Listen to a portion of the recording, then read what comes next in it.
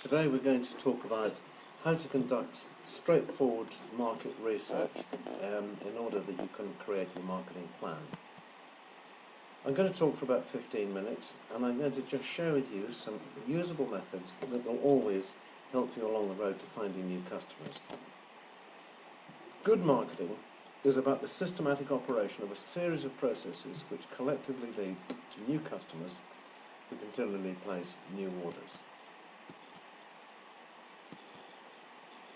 And the particular module, the particular link in that chain of processes that leads to new customers is going to be marketing research, and you can see from here there are a number of modules which follow that if you go all the way through the marketing program.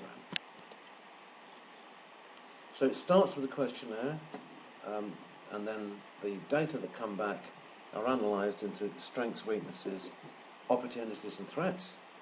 We're going to find out the market size, we're going to find out about competitors, we're going to carve out some opportunities for you, we're going to assess the risk and reward inherent in implementing that, and we're going to finish up with a marketing plan.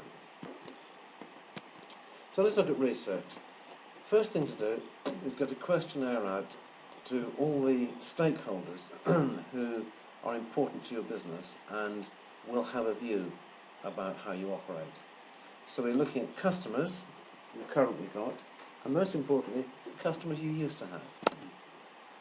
And then you've got prospects that you've quoted who, for one reason or another, didn't buy from you. And then we're going to talk to suppliers. Suppliers are brilliant. Suppliers know all about you, they know all your bad habits, and they know the way you really are, because the one category of stakeholder we never pretend to is a supplier. And if we can coax them into telling us some things about how you function, we're really going to get some valuable lessons. And do remember, they see all your competitors as well. They know who your competitors are.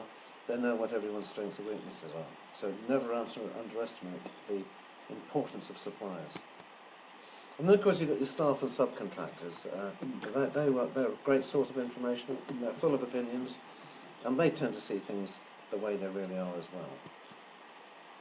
Then, of course, you've got professional advisors. These are the people who go from company to company providing professional services such as legal or finance or banking or whatever, and they're a good source because they, in a sense, they're like the bees carrying pollen from one flower to another, and they carry around information which can be most useful.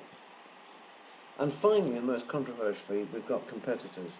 You may think you can't go to a competitor and ask them all about how he works, but you know, there are many interesting ways and means of finding out exactly how a competitor functions. Because your suppliers are going to tell you a lot, your customers can tell you a lot, staff who've moved around can tell you a good deal, professional advisors can, and even asking directly the competitor himself for information can be quite revealing, particularly if you go to all your competitors and you say, fellas, why don't we pool our annual sales figure, perhaps on a private basis with a third party doing it, and then we'll all know how big the market is in our area for what we sell, and then each one of us will know what share of it we've got. You can absolutely do that. So, you've gone out there, you've got all this information, you've collected it in.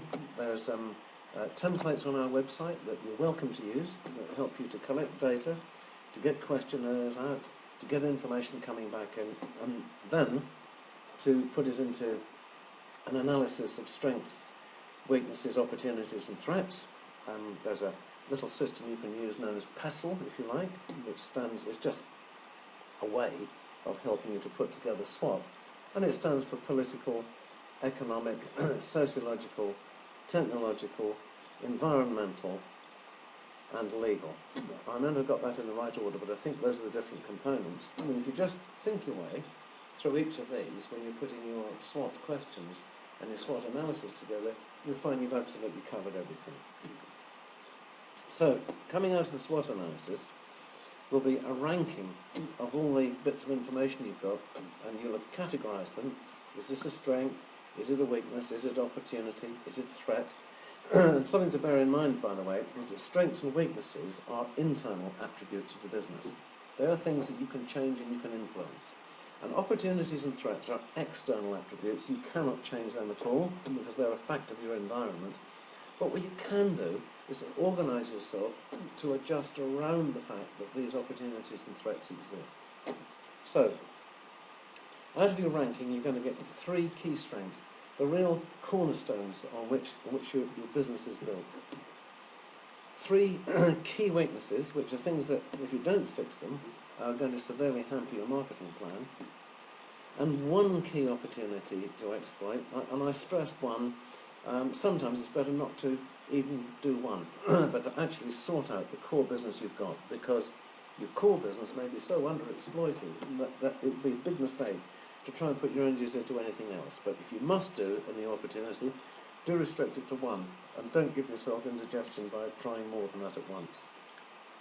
And then the 3 key threats that you need to defend against. So you now have the raw materials here from which you can create your marketing plan.